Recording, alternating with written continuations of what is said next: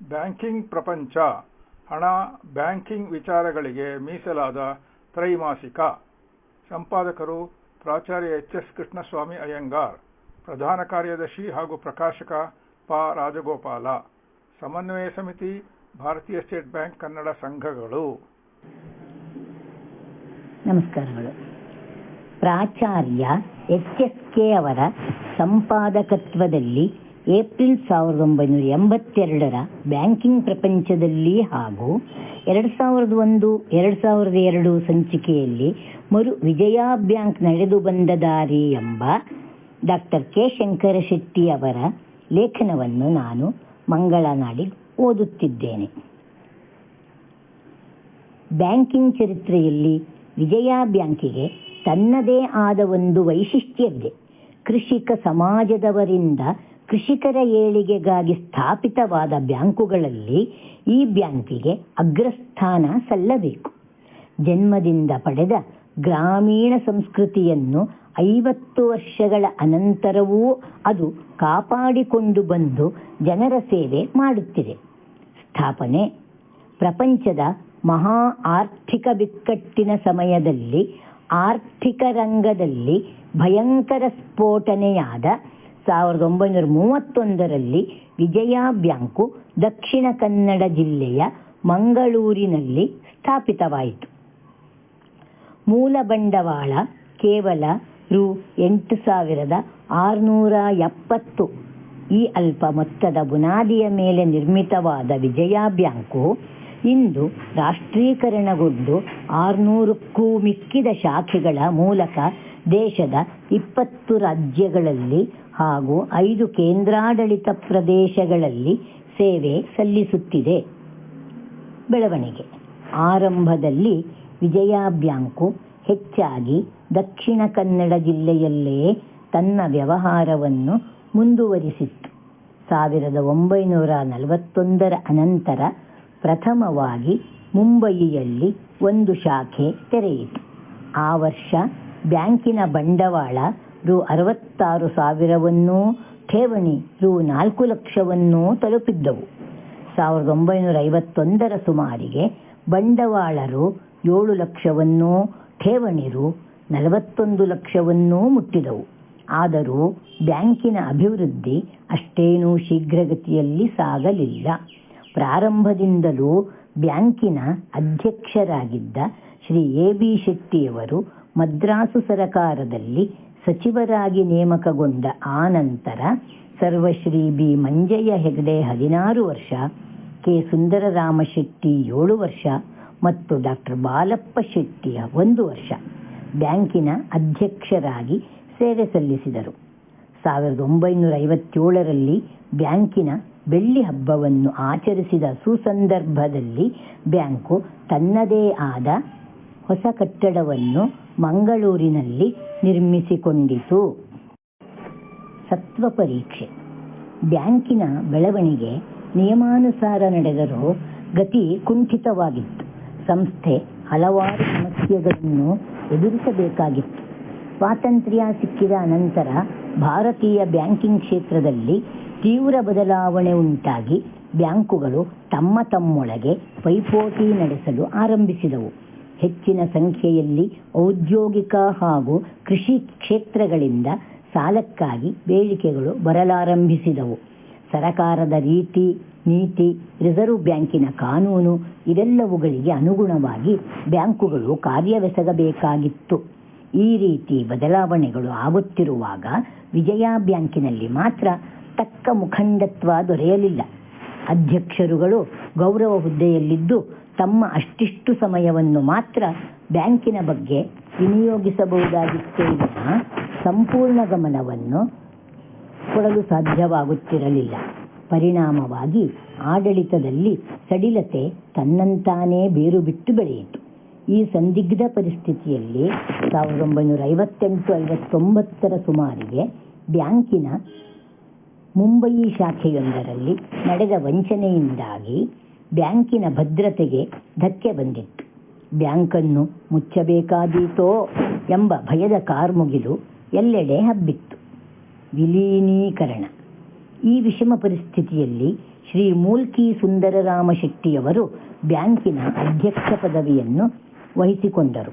ಯಾವ ಪರಿಸ್ಥಿತಿಯಲ್ಲೂ ಬ್ಯಾಂಕನ್ನು ಮುಚ್ಚುವ ಇಲ್ಲವೇ ಇತರ ದೊಡ್ಡ ಬ್ಯಾಂಕಿನೊಂದಿಗೆ ವಿಲೀನೀಕರಣಗೊಳಿಸುವ ಪ್ರಶ್ನೆಯೇ ಇಲ್ಲವೆಂದು ಅವರು ಘೋಷಿಸಿ 1962-67ರ ಅಂತರದಲ್ಲಿ ಇತರ 9 ಬ್ಯಾಂಕುಗಳನ್ನು ವಿಜಯ ಬ್ಯಾಂಕಿನೊಂದಿಗೆ ವಿಲೀನೀಕರಣಗೊಳಿಸಿದರು. ಕರ್ನಾಟಕದ ಬ್ಯಾಂಕಿಂಗ್ ಚರಿತ್ರೆಯಲ್ಲಿ ಇದೊಂದು ಮಹಾಕ್ರಾಂತಿ. ಯಾವ ಬ್ಯಾಂಕು ಹೇಳ ಹೆಸರಿಲ್ಲದೆ ಇತರ ಬ್ಯಾಂಕಿನೊಂದಿಗೆ ವಿಲೀನಗೊಳ್ಳಬೇಕಾಗಿತ್ತೋ ಆ ಬ್ಯಾಂಕು ಇತರ ಚಿಕ್ಕ ಪುಟ್ಟ ಬ್ಯಾಂಕುಗಳನ್ನು ತನ್ನೊಂದಿಗೆ ವಿಲೀನಗೊಳಿಸಿಕೊಂಡ ವಿಜಯ ಯಾತ್ರೆಯ ಚರಿತ್ರೆ ಅದ್ಭುತವೆಂದರೂ ತಪ್ಪಾಗಲಾರದು.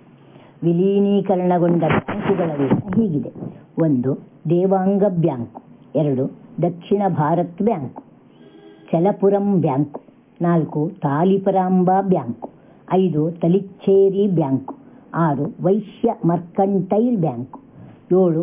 Coonoor Subrahmanya Vilasa Upakara bank, Hubballi city bank, 9.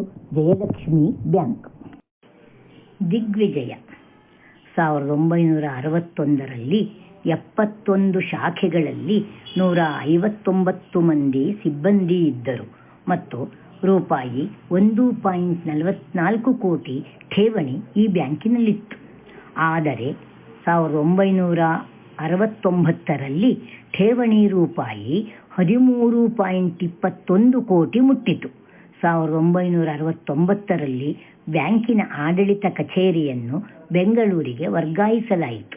1969ರಿಂದ ವಿಜಯ ಬ್ಯಾಂಕಿನ ಚರಿತ್ರೆ ಬ್ಯಾಂಕಿಂಗ್ ಕ್ಷೇತ್ರದಲ್ಲಿ ಸರ್ವಸಾಧಾರಣವಾಗಿ ದಿಗ್ವಿಜಯವನ್ನೇ ಮಾಡಿತು ಎಂದರೂ ತಪ್ಪಾಗಲಾರದು.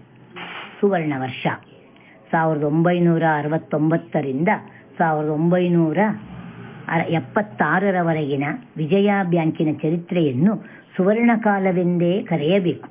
ಬ್ಯಾಂಕಿಂಗ್ ಚರಿತ್ರೆಯಲ್ಲಿ ಇಷ್ಟೊಂದು ಶೀಘ್ರ ರೀತಿಯಲ್ಲಿ ಸರ್ವತೋಮುಖ ಅಭಿವೃದ್ಧಿಯನ್ನು ಗಳಿಸಿದ ಸಂಸ್ಥೆಗಳಲ್ಲಿ ಈ ಬ್ಯಾಂಕಿಗೆ ಅಗ್ರಸ್ಥಾನವಿದೆ.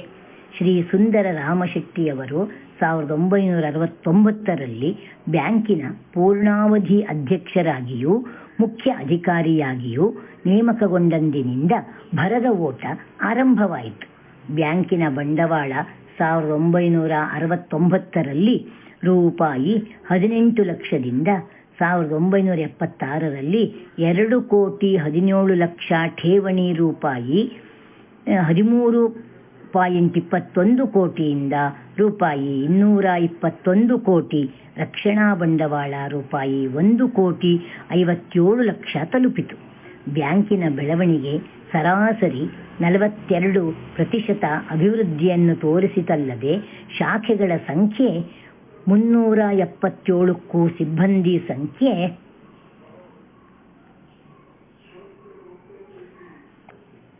7,457ಕ್ಕೂ ಏರಿತು. ಈ ಪರ್ವದಲ್ಲಿ ಬ್ಯಾಂಕು ತನ್ನ ಶಾಖೆಗಳನ್ನು ದೇಶದ ಮೂಲೆ ಮೂಲೆಗಳಲ್ಲಿ ಗ್ರಾಮೀಣ ಹಾಗೂ ಹಿಂದುಳಿದ ಪ್ರದೇಶಗಳಲ್ಲಿ ಸ್ಥಾಪಿಸಿ ವಿಜಯ ದುಂದುಭಿಯನ್ನು ಬೆಳಗಿತು. ಕೋಹಿಮಾ, ಶಿಲ್ಲಾಂಗ್, ಇಂಫಾಲ್, ಮಿಜೋರಾಂ ಇತ್ಯಾದಿ ನಗರಗಳಿಗೆ ಪ್ರವೇಶಿಸಿದ ದಾಕ್ಷಿಣಾತ್ಯ ಬ್ಯಾಂಕುಗಳಲ್ಲಿ ವಿಜಯ ಬ್ಯಾಂಕ್ ಪ್ರಥಮವಾಗಿದೆ. ಪ್ರಸ್ತುತ ಅಭಿವೃದ್ಧಿ ದಾಖಲೆ: ಇದೀಗ ಬ್ಯಾಂಕಿನ 604 ಶಾಖೆಗಳು ದೇಶದ 20 ರಾಜ್ಯಗಳಲ್ಲಿ ಹಾಗೂ 5 ಕೇಂದ್ರ ಸರಕಾರದ ನಿಯಂತ್ರಿತ ಪ್ರದೇಶಗಳಲ್ಲಿ ಹಬ್ಬಿವೆ. ಅವುಗಳಲ್ಲಿ 63% ಶಾಖೆಗಳು ಹಳ್ಳಿ ಪ್ರದೇಶ, ಗುಡ್ಡಗಾಡು ಹಾಗೂ ಹಿಂದುಳಿದ ರಾಜ್ಯಗಳಲ್ಲಿ ಸ್ಥಾಪಿಸಲ್ಪಟ್ಟಿವೆ. 500 ಕೋಟಿ ರೂಪಾಯಿಗಳಿಗೂ ಮಿಕ್ಕಿದ ಠೇವಣಿ ಇದ್ದು ರೂಪಾಯಿ 280 ಕೋಟಿ ರೂಪಾಯಿಯಷ್ಟು ಸಾಲವನ್ನು ಕೊಡಲಾಗಿದೆ. ಒಟ್ಟು ಉದರಿಯ 37% ಕಾದಿರಿಸಿದ ಕ್ಷೇತ್ರಗಳಿಗೆ ಮೀಸಲಾಗಿದ್ದು ಸರಕಾರದ ಆದೇಶಾನುಸಾರ ಜನಸಾಮಾನ್ಯರ ಅಭಿವೃದ್ಧಿ ಹಾಗೂ ಉದ್ಧಾರ ಕಾರ್ಯಗಳಲ್ಲಿ ಸಕ್ರಿಯ ಪಾತ್ರ ವಹಿಸುತ್ತಿದೆ. ಬ್ಯಾಂಕಿನ ಕಾರ್ಯಕಲಾಪ ಸುಲಭವಾಗಿ ಸಾಗುವಂತಾಗಲು ಬ್ಯಾಂಕಿನಲ್ಲಿ ಸಿಬ್ಬಂದಿ ತರಬೇತಿ ಕಾಲೇಜು, ವಿದೇಶ ವಿನಿಮಯ ವಿಭಾಗ, ಕೃಷಿ ವಿಭಾಗ, ಆರ್ಥಿಕ ವಿಭಾಗ, ಇತ್ಯಾದಿ ವಿಶೇಷ ಇಲಾಖೆಗಳನ್ನು ಮುಖ್ಯ ಕಚೇರಿಗಳಲ್ಲಿ ಪ್ರಾರಂಭಿಸಲಾಯಿತು. ರಾಷ್ಟ್ರೀಕರಣ ಹಾಗೂ ಅನಂತರ ವಿಜಯ ಬ್ಯಾಂಕು ಇತರ 5 ಬ್ಯಾಂಕುಗಳೊಂದಿಗೆ ಏಪ್ರಿಲ್ 1980ರಲ್ಲಿ ರಾಷ್ಟ್ರೀಕರಣಗೊಂಡಿತು. ಸರಕಾರದ ಹಾಗೂ ರಿಸರ್ವ್ ಬ್ಯಾಂಕಿನ ಆದೇಶಾನುಸಾರ ದೇಶದ ಸಾಮಾಜಿಕ ಆರ್ಥಿಕ ಕ್ರಾಂತಿ ಕಾರ್ಯದಲ್ಲಿ ಯೋಗ್ಯ ಸಾಧನವಾಗಿ ತನ್ನಿಂದ ಸಾಧ್ಯವಾದಷ್ಟು ಸೇವೆಯನ್ನು ಸಲ್ಲಿಸುತ್ತಿದೆ. ಆದ್ಯ ಕ್ಷೇತ್ರಗಳಿಗೆ 40% ಕೃಷಿಗಾಗಿ, 16% ಸಣ್ಣ ಕೈಗಾರಿಕೆಗಾಗಿ, 12.5% ಸಾಲವನ್ನು ಮೀಸಲಾಗಿಸಲು ಬ್ಯಾಂಕ್ ಟೊಂಕ ಕಟ್ಟಿದೆ. ಸಮಗ್ರ ಗ್ರಾಮೀಣ ಅಭಿವೃದ್ಧಿ ಯೋಜನೆ, ಭಿನ್ನಕ ಬಡ್ಡಿ ದರ, 20 ಅಂಶಗಳ ಕಾರ್ಯಕ್ರಮನ್ವಯ ಹೆಚ್ಚಿನ ರೀತಿಯಲ್ಲಿ ಆರ್ಥಿಕವಾಗಿ ಹಿಂದುಳಿದವರಿಗೆ ಸಹಾಯ ಮಾಡುತ್ತಿದೆ. 60 ಹಳ್ಳಿಗಳನ್ನು ಈಗಾಗಲೇ ದತ್ತು ಸ್ವೀಕಾರ ಮಾಡಿದೆ. ಸುಮಾರು 10,000 ಸಿಬ್ಬಂದಿ ಬ್ಯಾಂಕಿನ ಅಭಿವೃದ್ಧಿ, ದೇಶದ ಉನ್ನತ ಧ್ಯೇಯ ಹಾಗೂ ಸಮಾಜ ಕಲ್ಯಾಣ ಕಾರ್ಯದಲ್ಲಿ ಶ್ರಮಿಸುತ್ತಿದ್ದಾರೆ. ಯಶಸ್ಸಿಗೆ ಕಾರಣ 1960ರಲ್ಲಿ ಇತರ ಬ್ಯಾಂಕುಗಳೊಂದಿಗೆ ವಿಲೀನೀಕರಣಗೊಳ್ಳಬೇಕಾಗಿದ್ದ ವಿಜಯ ಬ್ಯಾಂಕು ರಾಷ್ಟ್ರವ್ಯಾಪಿ ಹಬ್ಬಿ ದೇಶದ ಬ್ಯಾಂಕಿಂಗ್ ಚರಿತ್ರೆಯಲ್ಲಿ ದಾಖಲೆ ಸ್ಥಾಪಿಸುತ್ತಾ ಮುನ್ನಡೆಯಲು ಕಾರಣವೇನು? ಈ ಪ್ರಶ್ನೆ ನ್ಯಾಯವಾಗಿ ಬರುತ್ತದೆ. ಉತ್ತರವಿಷ್ಟೇ. ಸುಯೋಗ ಸಂಧಿಯಲ್ಲಿ ಬ್ಯಾಂಕಿಗೆ ಶ್ರೀ ಸುಂದರರಾಮ ಶೆಟ್ಟಿಯವರಂತಹ ದಕ್ಷ ನಿಷ್ಠಾವಂತ ಆಡಳಿತಗಾರರ ಮುಂದಾಳುತನ ದೊರೆಯಿತು. ಇತರ ಚಿಕ್ಕ ಬ್ಯಾಂಕುಗಳು ಇದರೊಂದಿಗೆ ವಿಲೀನವಾಗಿ ಇದನ್ನು ಬಲಯುತವನ್ನಾಗಿ ಮಾಡಿದುವು. ಶ್ರೀ ಶೆಟ್ಟರ ಆಡಳಿತದಲ್ಲಿ ಶಾಖಾಭಿವೃದ್ಧಿ ಕಾರ್ಯ ಭರದಿಂದ ಸಾಗಿ ದಿಗ್ವಿಜಯವನ್ನೇ ಮಾಡಿತು. ಸಿಬ್ಬಂದಿ ವರ್ಗ ಶಾರೀರಿಕವಾಗಿ, ಮಾನಸಿಕವಾಗಿ ಬ್ಯಾಂಕು ತಮ್ಮದು, ಅದರ ಬೆಳವಣಿಗೆ ತಮ್ಮ ಏಳಿಗೆಗೆ ಕಾರಣ ಎಂಬ ಸತ್ಯಕ್ಕೆ ಅನುಗುಣವಾಗಿ ಕಾರ್ಯವೆಸಗಿದರು. ಹೊಸ ಅಧಿಕಾರಿಗಳು ಬಂದು ಸೇರಿ ತಮ್ಮ ನುರಿತ ಅನುಭವದ ಸಾರವನ್ನು ಈ ಬ್ಯಾಂಕಿನಲ್ಲಿ ಬಿತ್ತಿದರು. ಬ್ಯಾಂಕಿನ ಅಭಿವೃದ್ಧಿಗೆ ಬೇಕಾದ ಎಲ್ಲ ವಿಚಾರಗಳ ನಿರ್ಣಯ ಶೀಘ್ರದಲ್ಲಿ ದೊರೆಯುತ್ತಿತ್ತು. ಒಂದೆಡೆ ಹುಮ್ಮಸ್ಸಿನ ಹುರಿದುಂಬಿಸುವ ಆಡಳಿತ ವರ್ಗ, ಇನ್ನೊಂದೆಡೆ ನುರಿತ ನಿಷ್ಠಾವಂತ ನೌಕರ ವರ್ಗ. ಇವೆರಡರ ಸಂಗಮವಾದಾಗ ಯಶಸ್ಸಿನ ಬುಗ್ಗೆ ಚಿಮ್ಮುವುದು ವಿಶೇಷವಲ್ಲ. ವಿಜಯ ಬ್ಯಾಂಕಿನ ವಿಜಯ ಪತಾಕೆ ಬಹು ಎತ್ತರಕ್ಕೆ ಹಾರಿ ದೇಶದಲ್ಲಿ ಎಲ್ಲೆಡೆ ತನ್ನ ಅಸ್ತಿತ್ವವನ್ನು ತಿಳಿಯಪಡಿಸಿತು. ಅದೇ ರೀತಿಯಲ್ಲಿ ಜನತೆಗೆ ಈ ಬ್ಯಾಂಕಿನ ಮೇಲಿನ ವಿಶ್ವಾಸ ಹೆಚ್ಚಿತು. ಪರಿಣಾಮವಾಗಿ ಠೇವಣಿ ವೃದ್ಧಿ, ಉದರಿ ಹೆಚ್ಚಳ, ಬ್ಯಾಂಕಿನ ವಿಸ್ತರಣೆ ಇದು ವಿಜಯ ಬ್ಯಾಂಕಿನ ಯಶಸ್ಸಿನ ಗುಟ್ಟು.